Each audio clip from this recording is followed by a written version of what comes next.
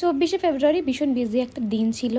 সকালবেলা উঠে চা খেয়ে আমি চলে যাই গাছে জল দিতে, যেখানে আমার পিছনে রয়েছে সবজি বাগান আর সামনে ফুলের বাগান। বাট অর্ধেক ফুল সব লোকজন চুরি করে নিয়ে চলে গেছে, তার জন্য আমার ভীষণ মন খারাপ। অর্ধেক চন্দ্রমল্লিকা গোলাপ সব ছিঁড়ে নিয়ে চলে গেছে।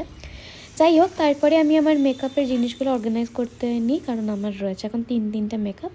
তো আমি রেডি, গপু আমাকে দিয়ে আসছে। আমার দুটো লোকেশনসেই বেনাচিটিতে। তো ফার্স্টে আমি যাচ্ছি, ফার্স্টে আমার রয়েছে অন্নপূর্ণা হোটেলে এখানে। বাট এখানে মেকআপ করেছিলাম, আর যিনি ছিলেন আমার ফটো তুলতে উনি দেননি, উনি দিল্লি থেকে এসেছিলেন। যাই হোক, এটা হচ্ছে পরের লোকেশন, সেটাও বেনাচিটিতে। ঠিক আছে, দিয়ে একবার থাকা, চোখটা বন্ধ করো। চলো চলো চলো চলো, দিয়ে নাও, খুব দেরি হয়ে গেছে। লোকেশনে দুটো পার্টি মেকআপ ছিল, ওনাদের ফটো তোলার টাইম ছিল না, তাই তুলতে পারিনি। তারপরে এসে বোনের বার্থডে ছিল, আর আমি সেখানেই চলে গেছিলাম। বোন ঘুমাচ্ছিল, ওকে উঠিয়ে তারপর বার্থডে সেলিব্রেশনস হয়।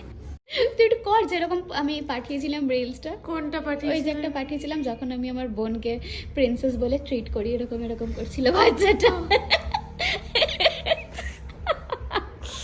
আমি এতটাই প্রিন্সেস ট্রিটমেন্ট পাচ্ছি, আমাকে ঘুম থেকে ধাক্কা মেরে তুলে ঠান্ডা হাত দিয়ে আমি বাইরে থেকে এসে ঠান্ডা হাত দিয়ে তুলে দিয়েছি আজকে, বলে বাবালে happy birthday, happy birthday, happy birthday to you. Thank you so much. এটা আমি এই জন্য আনলাম না।